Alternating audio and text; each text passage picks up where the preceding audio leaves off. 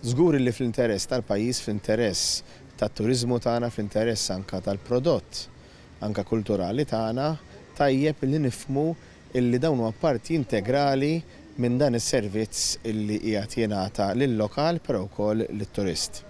F'dan is-sens il-Paraklori jinsabu mħassbin għaliex minkejja diversi wedi dawn il-wedi baqgħu ma nżammewx, bħalissa jinsabu fiduċjużi li wara pressjoni kbira li għamilna bħala oppożizzjoni jidher li hemm xi ċaqli u allura anke kellhom laqa fejn wieħed jittama illi jintlaħaq il-ftehim meħtieġ u għalhekk se nibqgħu nagħmlu pressjoni għaliex aħna nemmnu fil-ħidma fil-ħaddiem Malti, nemmnu illi l-ħaddiem Malti huwa parti integrali mill-ekonomija tagħna, nemmnu fix-xogħol li qed jagħmlu l-Paraklori fit-turiżmu ovvjament imma wkoll fil-qasam kulturali ta' pajjiżna.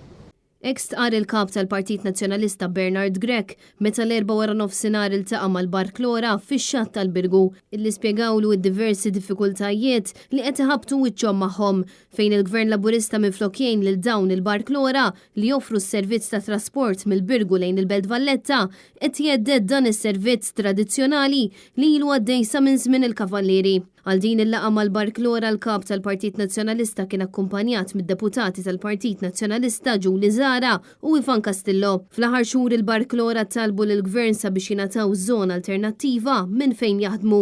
Dan wara li fuq in-naħa tal-belt fejn id-dwana diġà beda x-xogħol li qed isir minn Infrastructure Malta sabiex jistendu x-xatt magħruf bħala Pinto 5. Wara xhur sħaħ jiġu injorati l-ħamis li għadda, saret protesta mill-istess Paraklora minħabba li l-awtoritajiet baqgħu ma tawx widen għall-karba tagħhom. Minnaħa tiegħu il-kap tal-Partit Nazzjonalista Bernard Grech sostna li dawn il-ħaddiema li jaqilgħu il-ħobża ta' kuljum minn dan is-servizz għandhom jiġu salvagwardjati.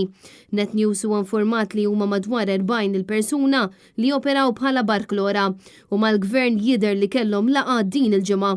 Dawn il-ħaddiema ilhom 6 xhur jagħmlu pressjoni fuq l-awtoritajiet sabiex jingħataw post alternattiv fil-belt fejn ikunu jistgħu iniżlu il-klijenti tagħhom mhux biss turisti imma anke Maltin li frekwentament jużaw dan is-servizz ta' trasport mill-Birgu lejn il-Belt Valletta u viċe versa.